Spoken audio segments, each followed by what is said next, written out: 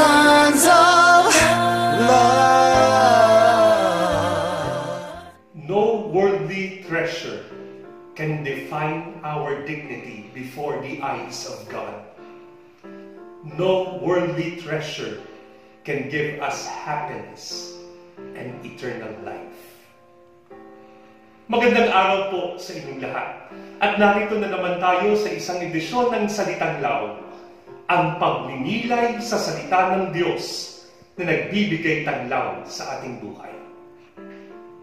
Sa ating pong mabuting balita ngayon, nahango mula sa Ebanghelyo ni San Marcos, Kabanata 10, mga talatang 17 hanggang 27, ay matutunghayan natin ang kwento ng binatang mayaman.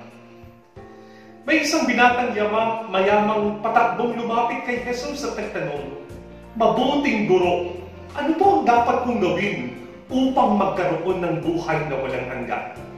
At alam po natin ang sagot ni Jesus, inisa-isa niya ang mga batas. Sinabi ng binatang mayaman, "Mula pa po bata ako, sinunod ko na ang mga iyan." Subalit, sinabi ni Jesus sa kanya, may isang bagay pa ang dapat mong gawin. Umuwi ka, ipagbili mo ang iyong mga ari-arian, pagkatapos ay bumalik ka at sumunod sa akin. Malungkot na umalis ang binatang mayaman. Mga kaibigan, napakaganda po ng tagpong ito sa kwento ng pagninilay natin sa salita ng Diyos, sapagkat ito'y nagpapakilala ng pagtingin natin sa nilalaman ng ating puso. Katulad ng pagdinilay natin sa mabuting balita kahapon, 8 linggo sa karaniwang panahon. At mababanaagan po natin ang kagustuhan ng binatang mayaman na magkaroon ng buhay na walang hanggan, eternal life. At alam po natin, sa biblical terminology, life is also equal to happiness. Ibig sabihin pala, yung binatang mayaman, sa kabila ng kayamanan, karunungan, edukasyon na meron siya, sa kabila ng estado niya sa buhay, hindi siya masaya. Nakakalungkot lang isipin na sa panahon natin ngayon, napakaraming tao ang gusto maging katulad ng binatang mayaman. May kakayahan, may karangyaan, may kayamanan, may talino, may talento. Siguro, marahil. Ito yung pangarap ng napakaraming magulang para sa kanilang mga anak. Marahil ito rin yung ginugusto ng mga taong naghahanap ng kanilang ideal man. Siguro, ito rin yung pangarap ng bawat isang kabataan na meron tayo ngayon. Pero, yung pangarap pala ng mundo ay hindi magdadala ng kaligayahan. Bakit? Dahil alam po natin, ang tunay na kaligayahan ay manggagaling lamang kay Kristo. At iyon ang hiningi ni Jesus pagkatapos mabanggit ng binatang mayamang itong ginagawa niya ang lahat ng ito. Umuwi ka, ipagbili mo ang iyong ari-arian, at pagkatapos bumalik ka at sumunod sa akin. Perhaps that rich young man finds his security in the material possessions that he has in his life. Baka yun yung pinagkukuhanan niya ng lakas. Baka yun yung pinagkukunan niya ng identity. Yun ang kanyang ipinagmamalaki. Yun ang kanyang security. Pero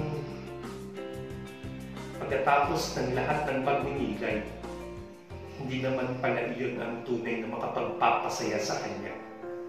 Because happiness can only be found in eternity. At saan natin makakamtan ang eternal life? Sa langit, kung saan naroon ang Diyos, kung saan naroon si Kristo. At makakamtan lamang natin ito kapag inuna natin sa ating puso ang kayamanang makalangit. Hindi ibig sabihin na hindi natin hinahangad ang tagumpay para sa mga kabataan natin ngayon. Hindi ibig sabihin na hindi natin hinahangad na magkaroon sila ng magandang buhay, maayos na buhay, ayon sa pamantayan ng mundo. Hindi naman. Hindi rin naman iyan masama. Subalit, hindi tayo dapat pinakikilos ng kagustuhan na magkaroon ng kayamanan ito. Kundi, ang una sa ating puso ay kung anong tunay na makapagdadala sa atin sa kalangitan.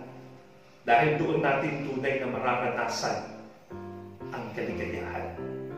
Kaya mga kaibigan, ngayong araw na ito ay hinahamon tayo ng salita ng Diyos upang nang sa gayon ay tunay nating makita ang higit na pangunguna sa pagpapahalaga sa mga bagay na makapagdadala sa atin sa langit.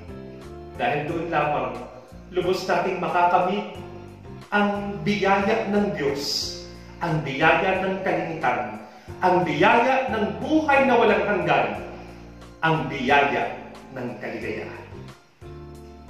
Muli po, maraming salamat sa patuloy ninyong pagsubaybay sa pagdinilay natin araw-araw ng mga salita ng Diyos. Dahil itong salita ng Diyos, ang isang kayamanang magdadala sa atin sa kalangitan, magdadala sa atin sa kaligayahan. Sama-sama po tayo, bigyan natin ang liwanag ng mundo upang tayo din, para sa ating kapwa, ay maging salitang lang.